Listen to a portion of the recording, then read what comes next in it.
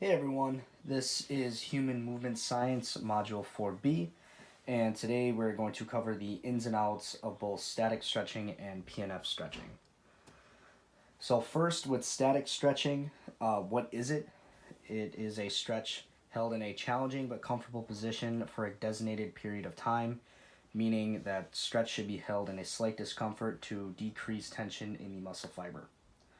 So, what exactly happens when you do static stretching? So, according to Brad Appleton, explains that stretching of a muscle fiber begins with the sarcomere. As the sarcomere contracts, the overlap between the thick and thin myofilaments increases, and as you stretch, the overlap will then decrease the allowing muscle fiber to lengthen. Once the muscle fiber is at max resting length, additional stretching places forces on surrounding connective tissue.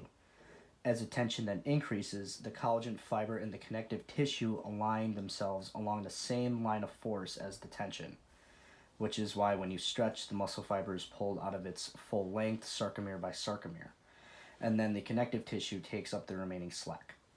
When this occurs, it helps to realign any disorganized fibers in the direction of the tension. This realignment then helps to rehabilitate scar tissue back to health.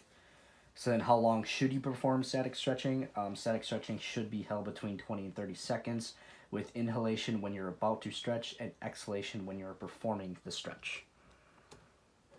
So looking at the pros and cons or the advantages and disadvantages of static stretching, there are a few for each category. So for the advantages would be it increases flexibility, it increases your range of motion, improve muscle recovery, reduces pain, and increases blood flow.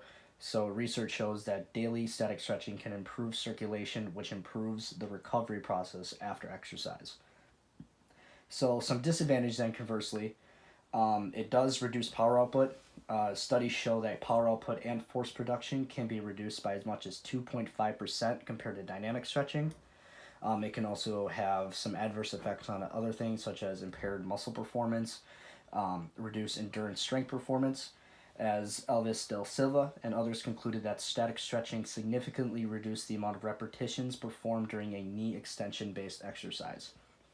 And finally, cannot reduce the likelihood of injuries. So studies show that it may be possible to reduce the likelihood of injury if stretching on non-activity days, but however, static stretching on days that you're working out or days of competition, static stretching doesn't necessarily mean that you're going to reduce the likelihood that you're going to get injured during that event.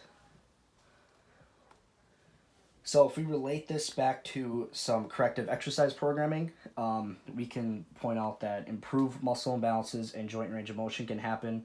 As far as a corrective flexibility is concerned, it employs autogenic inhibition, the process when neural impulses sensing tension are greater than the impulses causing muscle contraction, thus causing the muscle to relax.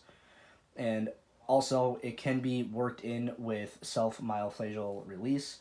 Corrective exercise specialists will incorporate SMR prior to static stretching with 1 to 3 sets of 30-second stretching exercises for static stretching.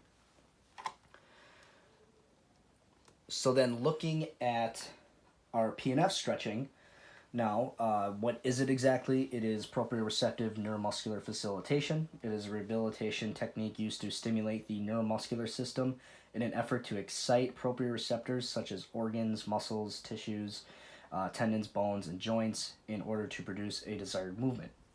So there's three different types of PNF techniques. There are the contract relax, which involves contracting, holding, releasing, and stretching the target muscle. The antagonist contract can be done static or dynamically, and that is contracts the opposite muscle before stretching the target muscle, then followed by a static or dynamic stretch.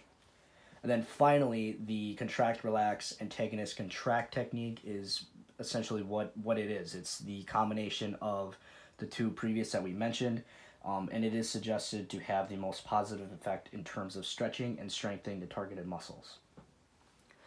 So just like our static stretching, there are some advantages and disadvantages of PNF stretching. Looking at some of our advantages, it can supplement static stretching. You can perform self PNF stretching by using resistance bands. So If you don't have a trainer, health professional, a partner with you, you can simulate some similar PNF stretching using a resistance band. It has shown to improve athletic performance. PNF stretching has been shown to repair microscopic damage that typically occurs following a high intensity workout. It can increase flexibility, it can improve both active and passive range of motion, and finally, it can improve overall muscular strength. So then, conversely, looking at the disadvantages, typically it cannot be done by yourself. We did mention that you can simulate some PNF stretches via a resistance band, but that is only a limited targeted muscle groups you can use. For some muscle groups and many other muscle groups, you will need to have a partner with you. So if you don't have somebody that can help you with this, that can be a disadvantage to using this technique. In addition to not only having a partner, but your partner must be knowledgeable on how to perform this stretch. So not only do they need somebody to actually do this stretch, they need to know the different types of PNF stretches, how to perform those stretches, and then how to properly communicate with their subject or client. So understanding, if the tension is too much, too little, and just different verbal communications that way. And finally, it's not as effective for muscular power as dynamic stretching. Research shows dynamic stretching has a significantly greater impact on explosive strength abilities compared to PNF stretching. This is also supported by another study that dynamic stretching was more effective for anaerobic power compared to PNF stretching as well. So finally, looking at its corrective exercise programming applications, it can align postural discrepancies. PNF stretching, specifically hold relax techniques, has been shown to improve hamstring flexibility and reduce pain and disability over time for low back pain. For mobility's sakes, the improvement in range of motion and movement combinations of the injured body part can create movements more smooth and coordinated from previously injured areas and improve overall performance. And finally, as far as injury and pain prevention is concerned, it can reduce pain in multiple areas of the body, including the hamstrings, the shoulder, elbow, neck, and lower back, as well as reduce Achilles and patellar tendonitis. So that is our breakdown of both static and PNF stretching. I hope this information will help you later on in informing of proper corrective exercise programming.